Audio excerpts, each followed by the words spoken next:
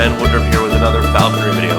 Today's video I want to give a brief overview of a training and hunting technique that's highly effective, but that I really don't see practiced in America. It is called dart hawking. Not dirt hawking. Dirt hawking is the common term we use if somebody is pursuing ground quarry, typically with a hawk or an eagle. And they're like, oh, they're a dirt hawker. They're hunting rabbits with a red tail.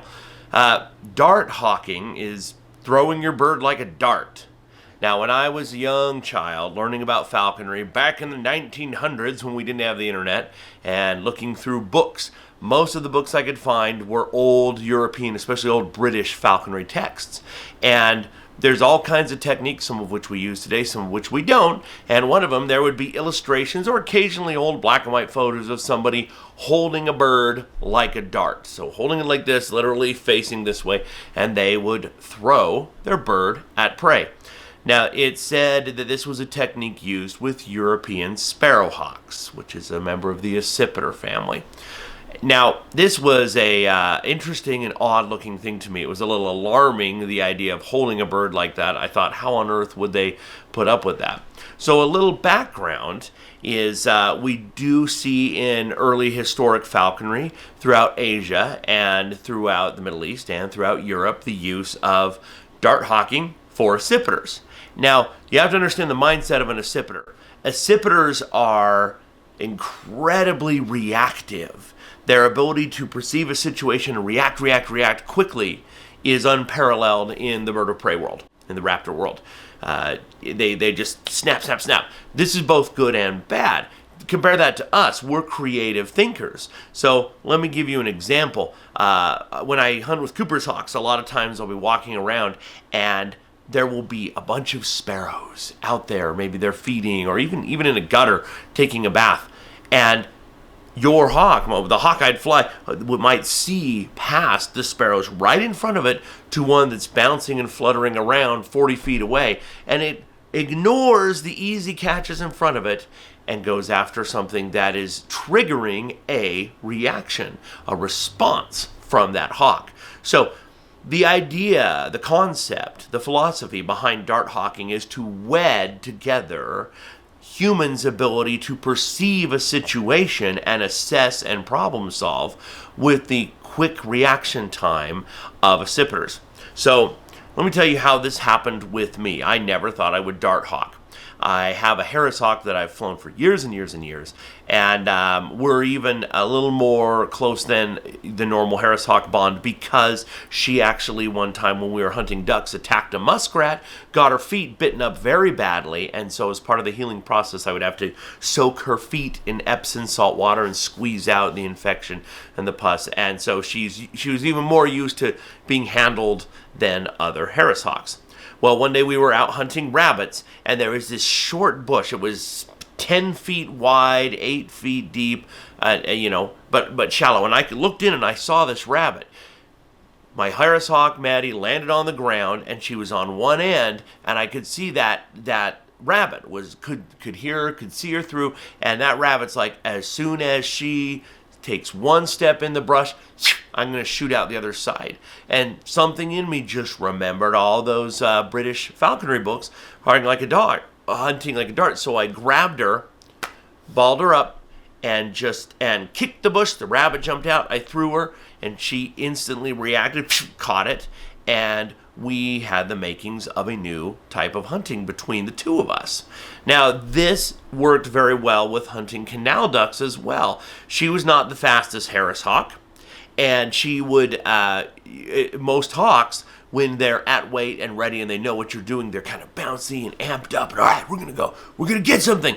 And if you have a canal and you're going up the side of it to try to flush a duck, then those ducks flush, and your hawk may flush them half a second early as it's bouncing.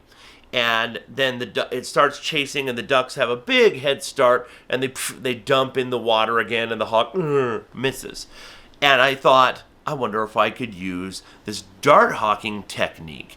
And so what I did is I knew it worked because we had tried it now on a few rabbits. So what I would do is I would have a friend flush down the canal. So the ducks are flushing up this way, and I would grab my Harris hawk as a dart, and and when I heard them yelling, and I wait for the ducks to be right here, and I'd throw her, and they just grab and fall. Part of the advantage of dart hawking is the fact that the bird gets a little bit of a head start. Flapping wings produces thrust, but once they first launch off, it takes a second or two for them to build up speed. When you are launching, they get a huge head start, and a head start that doesn't have a profile that prey species notice. Birds, mammals as well, but especially birds, recognize the flutter of a raptor, the wing beat, the pattern of a raptor. And if they see that, they spook instantly. But when you dart hawk, for the first few seconds, your bird is invisible because those prey birds are watching for a flutter of a raptor. And if they don't see it, that bird's invisible for a few seconds. It gives them a little bit of an advantage. Even though that's great to give them a little bit of a head start, shooting them that way, the real advantage of dart hawking is taking advantage of their quick reaction time, but doing the problem solving for them. So in other words, you don't dart hawk all the time, but if you see a scenario where it's like, there's all these birds in this bush, they're going to flutter all different directions, and my quick reacting sharp-shinned hawk's going to have to, which one? If I, ahead of time, can see right there's a big fat quail, and if I kick the bush and all the sparrows and starlings come out and wait until that quail comes out and throw them directly at it, then the trigger of react is just going to click on, and they're going to go after that. So you can kind of help guide that. Now, this is a technique that has been used with mostly sparrowhawks. All throughout Asia, the Middle East has a fair history of this, and again, all throughout Europe. Sparrowhawks are comparable in size in America to between like a sharp-shinned hawk and a Cooper's hawk.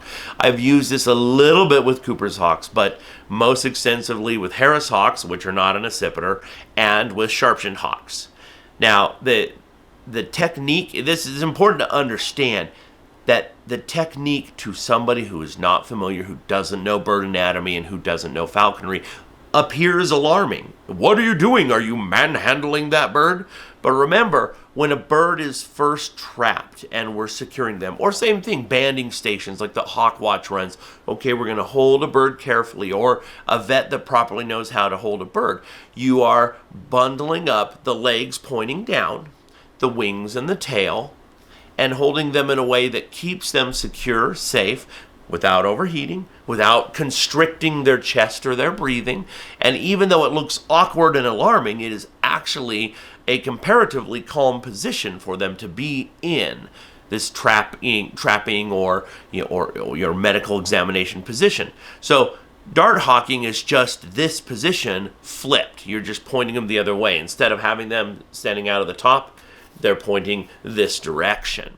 Now, when you're doing this, you don't want to hold this position for too long, and you don't want to do it all the time. They won't resent you, and they will in fact come to appreciate the advantage, typically on the first attempt, if they have success. So don't just walk around with your bird this way, but if you have a scenario where you're like, right there is prey, and I know if I flush it and I give them this advantage that it'll work, scoop them up, carefully wrap up the wings, the legs, and the tail, and then proceed to flush the prey and hurl your bird towards their dinner. They will instantly have that reaction. All they know is like, wait, what? I got scooped up. Oh, there's something I gotta go after. And then they get it, and they're like, food. And it's almost, with at least my experience with sharp-shins and Coopers, is after they've caught something, they have, it's like there's no recollection. They're not running over, will you please scoop me up? But they're indifferent to it because they know every time it happens, they have a much higher success rate and instantly get filled up on food so that they don't have any resentment. This is surprising because if you fly accipiters, sharp-shinned hawks, Cooper's hawks, goshawks, sparrowhawks, you know they hold grudges. So this is a testament to the effectiveness and the advantage of this, that they hold no grudge if you do this properly. Now, Harris hawks can learn the advantage. My Harris hawks that I have used this technique on ducks, especially winter ducks. Utah winters get pretty cold, and when I'm hunting canal ducks, they don't want to get wet. They really want to catch that nice tasty duck, but they really want to avoid getting in the water. And they learn, hey, this is a good way to make sure I do this. So I will walk closer. It won't be the very moment before we flush the ducks. I'll actually hold them like this, and they understand, and I will kind of hide them under my jacket, walk up. This is less than a minute. This is 30, 40, maybe 50 seconds tops, and then pull them out. The ducks flush, throw the hawk. They go up and they capture the duck and carry it away from the water, and then you go help them. This is a very good technique. I haven't ever filmed it. It's an interesting era we live in where nowadays we have access to camera phones and everybody's filming and photographing and documenting and enjoying everything. A lot of my falconry experiences when this hasn't been an option. And now that I've started trying to make some of these educational videos in this upcoming hunting season onward, I will be filming a lot of more field time to help demonstrate some of this. But I wanted to get this information out already because I have many friends and have seen many people online who are hunting with sharp-shinned hawks, with kestrels, and Cooper's hawks this year. And this, for all of those birds and also Harris hawks, can be a very valuable way to hunt. So I hope this is a good introduction. Again, this fall I'll try to document some actual dart hawking hunts. But if you can, feel free to leave down in the comments any questions you have about this technique or other falconry videos you would like to see made. I've been very busy lately, haven't been able to crank them out as often, but I will still keep making them.